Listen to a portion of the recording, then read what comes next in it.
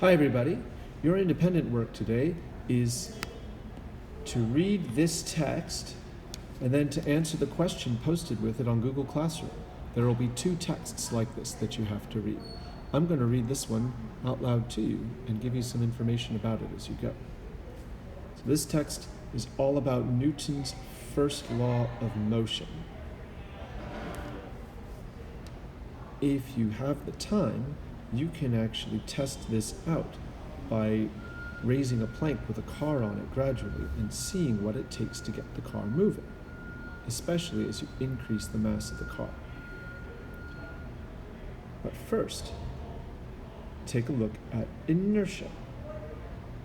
Inertia is the tendency of an object to stay at rest or in motion. If you place a book on your desk, does the book move? Unless you push the book, it remains where you put it without moving. Imagine a spacecraft moving through space. When the engines are turned off, the spacecraft will coast through space at the same speed and in the same direction that it was moving. The book and the spacecraft both have inertia. Because of inertia, an object at rest tends to stay at rest. An object in motion tends to keep moving at a constant speed in a straight line. I'm going to highlight that passage because it's a very familiar way to put it.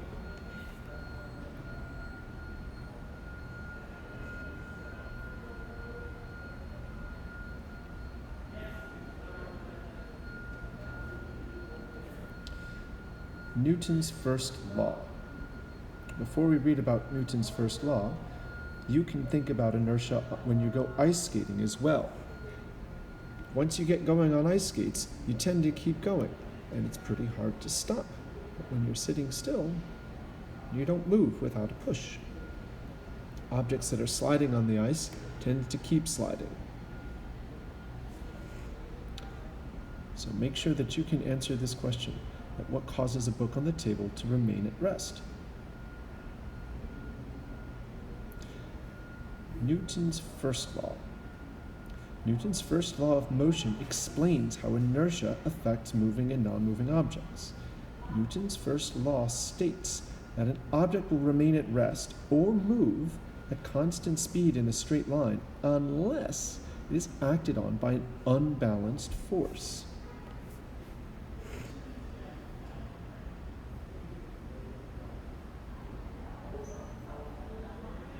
I'm highlighting this because this definition seems important.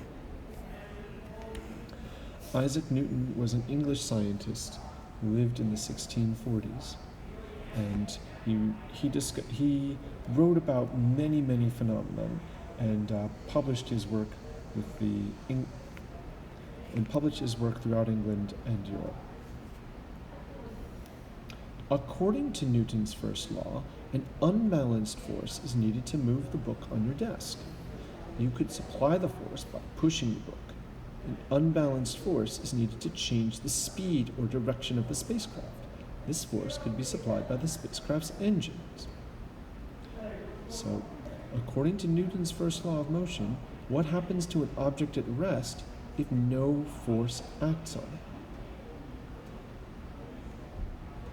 You can bring this back to our simulator when the cart was already moving and it stayed moving with no forces acting on it.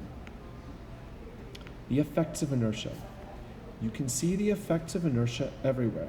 In baseball, for example, to overcome inertia, a runner has to round the bases instead of making sharp turns. More familiarly, when you think about riding on the subway, you and the subway car both have inertia. When the car stops, you keep going. This is because of your inertia and your tendency to stay in motion until a force, like you grabbing onto the pole or crashing into the wall, acts on you to stop.